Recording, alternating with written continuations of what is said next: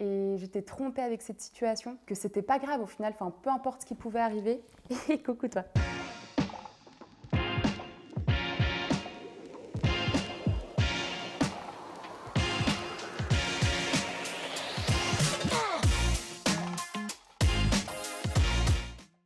Hello, je m'appelle Sophie. L'histoire que je vais vous raconter, elle s'est passée il y a environ 3 ans. J'étais partie en voyage humanitaire, on va dire, pendant 3 mois sur une île en Afrique. En fait, on était dans une partie assez pauvre de l'île.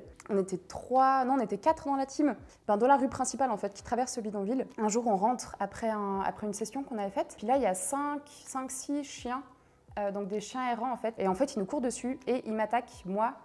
Uniquement. Et du coup, il y en a d'abord un qui m'a mordu au bras, un autre qui m'a mordu à la poitrine et un autre qui m'a mordu à la main. C'était un moment assez choquant et troublant. Et en fait, juste après ça, je saignais pas mal.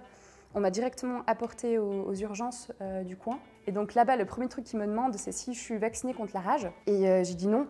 En fait, mon médecin il m'avait demandé avant d'être partie si je voulais me faire vacciner contre la rage. Et j'ai dit mais non, il n'y a pas besoin, il n'y a rien qui va arriver. Et voilà. En fait, la peur un peu des locaux, donc chez qui on habitait, c'était que j'attrape en fait la rage. Moi j'avoue, c'est une maladie que j'ai entendu parler vite fait dans les films, donc je vais me renseigner un peu sur cette maladie. Et en fait, dès le moment où tu as un seul symptôme, directement il te reste quelques mois à vivre et tu n'as aucun remède ou vaccin.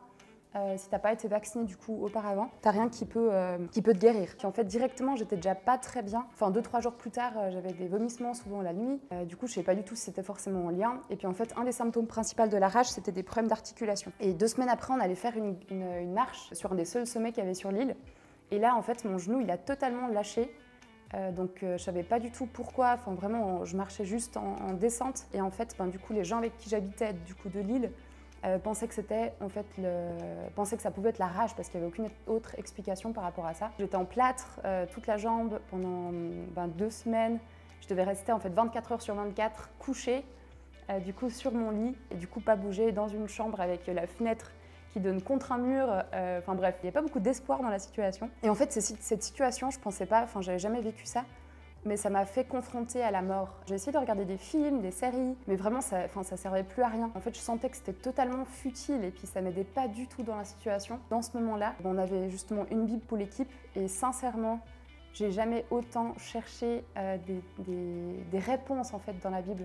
Ce que j'avais besoin, c'était quelque chose de concret qui dépassait au final un peu la circonstance. Je pense que c'est vraiment Dieu qui m'a aussi donné cette révélation par rapport au royaume. Je ne devais pas stresser de partir de cette vie sur terre, parce que ça n'allait pas du tout être l'essentiel de mon existence. Dans la Bible, on dit vraiment que la vie sur Terre, c'est comme une tente. Du coup, une tente, on n'est pas censé dire « Ok, ici c'est ma maison, ici c'est mon chez-moi, je dois me sentir bien », parce que ça va jamais être le cas. Et j'étais trompée avec cette situation, que c'était pas grave au final, peu importe ce qui pouvait arriver.